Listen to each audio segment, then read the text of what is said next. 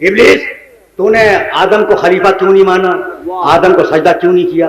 جواب ہے قرآن میں کہ مالک تو نے مجھے آگ خلقتنی من نار، تو نے مجھے آگ سے پیدا کیا ہے، وہ خلقتہ من طین، اور تو نے اسے مٹی سے پیدا کیا ہے۔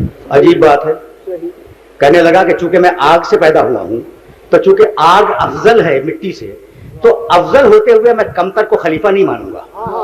ابلیس ہے مگر اتنی بات سمجھتا ہے کہ اگر افضل ہو تو کمتر کو خلیفہ مت مانو۔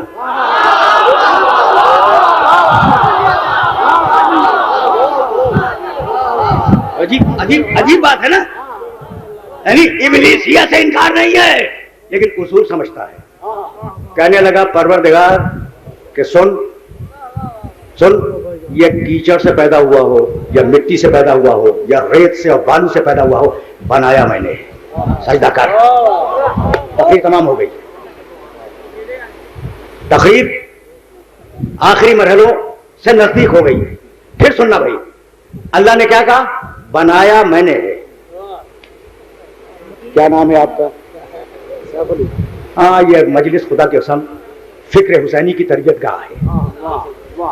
پہلی تربیت گاہ فکر حسینی کی ماں کی گود ہے، پھر مجلس حسین،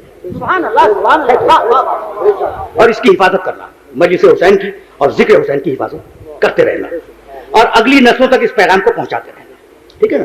اچھا تو بھائی سننا، ابلیس سجدہ کر، کہا نہیں کروں گا، مٹی سے بنا ہے۔ اللہ نے کہا وہ مٹی سے بنے، پانی سے بنے، کیچڑ سے بنے، بنایا میں نے۔ اچھا اب دیکھو نظریات کا اختلاف سمجھ میں آیا۔ اللہ کہتا ہے کہ کسی چیز سے بنے، بنایا، اور وہ کیا کہتا ہے؟ بنا ہے مٹی سے۔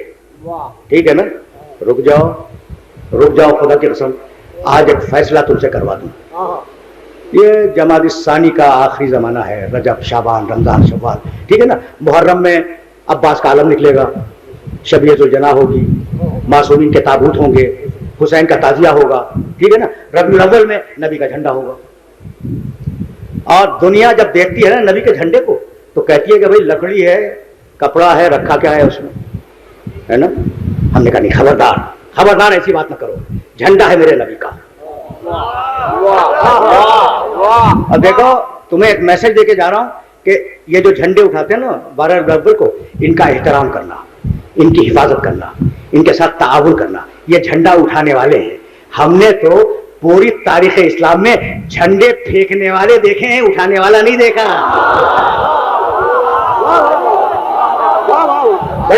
یہ بڑے پیارے لوگ ہیں جو نبی کا جھنڈا اٹھا رہے ہیں، اور کسی کو اعتراض بھی ہے کہ بھائی لکڑی ہے، کپڑا، اس میں ہے کیا، ہے یا نہیں؟ اچھا ہم نے عباس کا علم اٹھایا، کہنے لگے ایک لکڑی ہے، تھوڑا سا کپڑا، ایک دھات کا پنجہ ہے، بھی رکھا کیا؟ ہم نے کہا نہیں، خبردار، علم ہے عباس کا، جھنڈا ہے نبی کا، علم ہے عباس کا۔ میں نے ہمیشہ، میری زندگی کی سیرت ہے، ممبر پہ جاتا ہوں چوم کے، میں کہنے لگے اس لکڑی میں کیا رکھا ہے؟ ہم نے کہا نہیں، ممبر ہے رسول کا۔ ہم نسبتوں کے مارے ہوئے لوگ،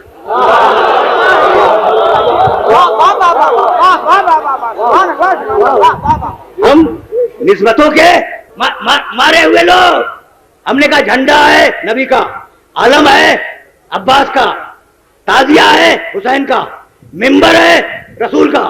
تو وہ جو اعتراض کر رہا ہے اس کی نگاہ لکڑی پہ ہے، کپڑے پہ ہے، دھات پہ ہے، اور ہم جو احترام کر رہے ہیں ہماری نگاہ نسبت پر ہے۔ توجہ رہے۔ ابلیس کہنے لگا یہ مٹی سے بنا ہے، نگاہ مادے پہ ہے، خدا نے کہا میں نے بنایا ہے، نگاہ نسبت پہ ہے۔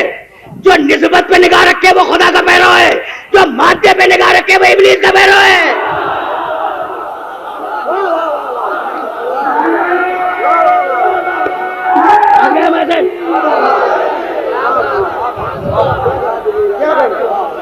میسج پہنچ گیا بھائی، میں زیادہ زحمت نہیں دوں گا۔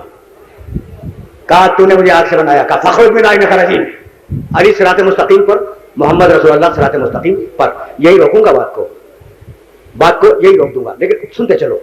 فخرج منہا انک رجیم، نکل، ہم نے تجھے جنت سے نکال دیا۔ اچھا جب چلا ہے نا نکل کے تو جملہ سنو گے کیا کہہ کے چلا ہے؟ لأقعدن لهم صراطک المستقیم وَلَأُغْوِيَنَّهُمْ أَجْمَعِينَ إِلَّا عِبَادَكَ مِنْهُمُ الْمُخْلَصِينَ۔ یہ ابلیس کے جملے جو قرآن نے قیامت تک کے لیے رکھ دیے، یہ جملے تمہیں ہدیہ کر رہا ہوں، کہنے لگا مالک تو نے مجھے جنت سے نکال دیا، ٹھیک، لاقعدن لہم صراطک المستقیم، تیری صراط مستقیم پر جا کے بیٹھوں گا اور تیری صراط مستقیم پر گمراہ کروں گا، الا عبادک منہم المخلصین، یہ جو تیرے پاکیزہ بندے ہیں، یہ جو تیرے مخلص بندے ہیں، میں انہیں نہیں بہکا سکتا، انہیں چھوڑ کے سب کو بہکاؤں گا۔ دیکھ رہا تھا ابلیس کہ یہ کچھ پاکیزہ بندے ہیں جنہیں میں بہکا نہیں سکتا، تو شکایت یہی ہوتی ہے کہ ابلیس تو انہیں پہچان گیا، آپ ابھی تک نہیں پہچانے۔